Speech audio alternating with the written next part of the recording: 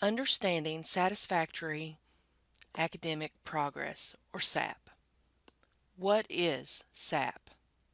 SAP is a federal standard to ensure that students are successfully completing college coursework so they can continue to receive federal financial aid.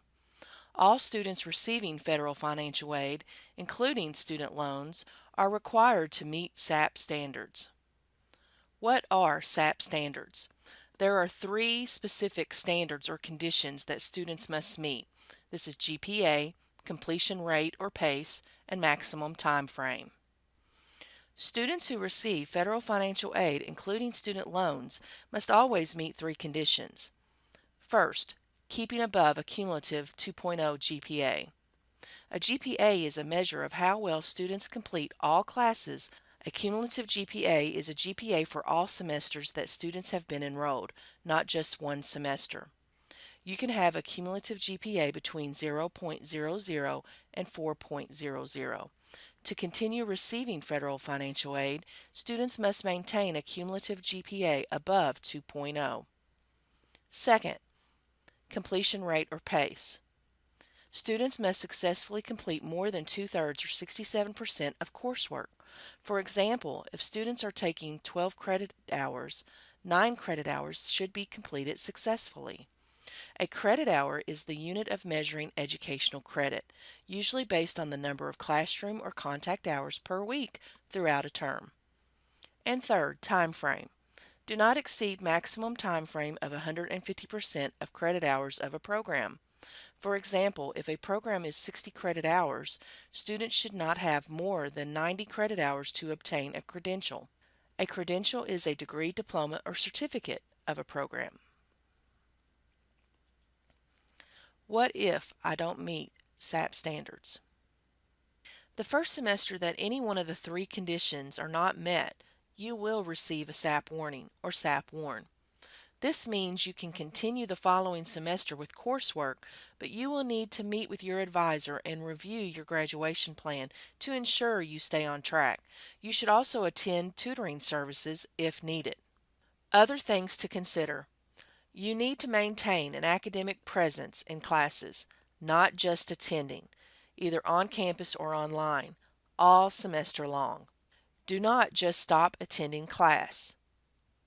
If you fail all classes that financial aid is received, you may be responsible for paying back aid or owing tuition for the classes you were enrolled in. If you are reported as a no-show, federal financial aid, including student loans, will be reduced for the class that you received a no-show for. How to improve SAP status?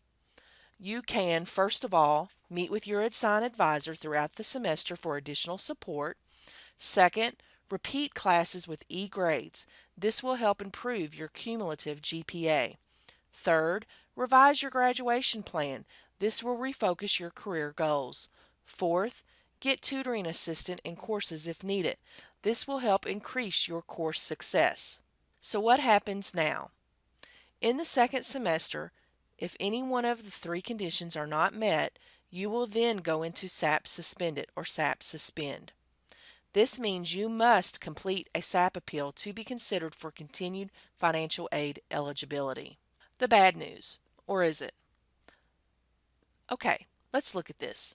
Let's say you had 4 classes or 12 credit hours last semester, which was your first semester, and you completely bombed all classes.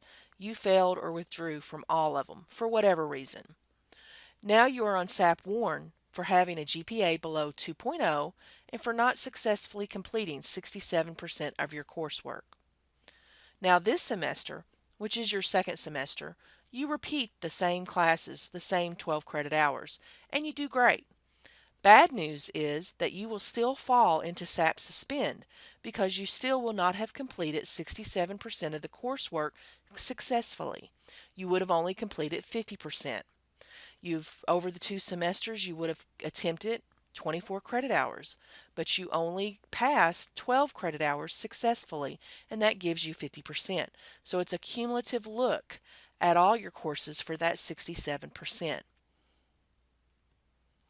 How do I submit a SAP appeal? First, you will open a web browser and go to mypath.kctcs.edu and log in. From there, you will see an icon or tile that says Student Self-Service. Click on Student Self-Service. Once you're in Student Self-Service, you will click on the Financial Aid tile. This will take you to a screen for financial aid. On the left-hand side, click on SAP Appeal Request. This will take you to a screen that gives you the instructions for completing the SAP appeal. You have to read through certain steps before you continue, and then you will complete the reason for the SAP appeal and submit. This includes identifying the term for the SAP appeal, confirming or verifying your major and home campus. From here, you will be able to see your SAP status.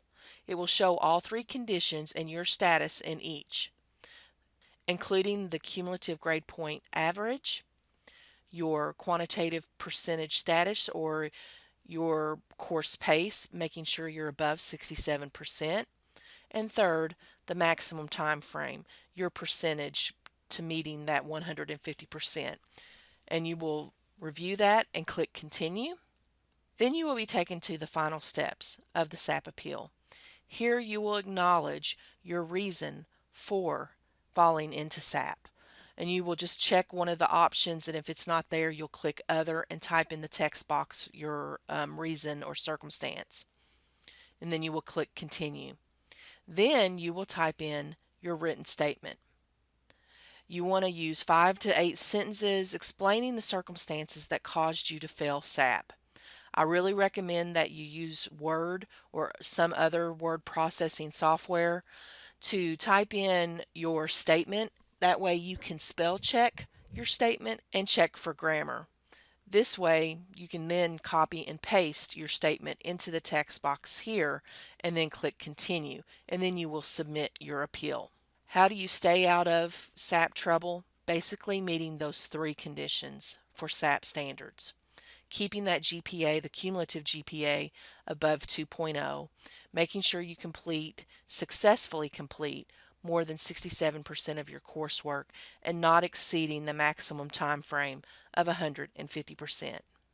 Just remember, when you accept federal financial aid, including student loans, to attend college, documented academic achievement is required, no matter the circumstances you may have had during a semester. In summary, just make sure that you're meeting the three conditions: having above the 2.0 GPA, keeping that 67% pace, and meeting the 150% time frame.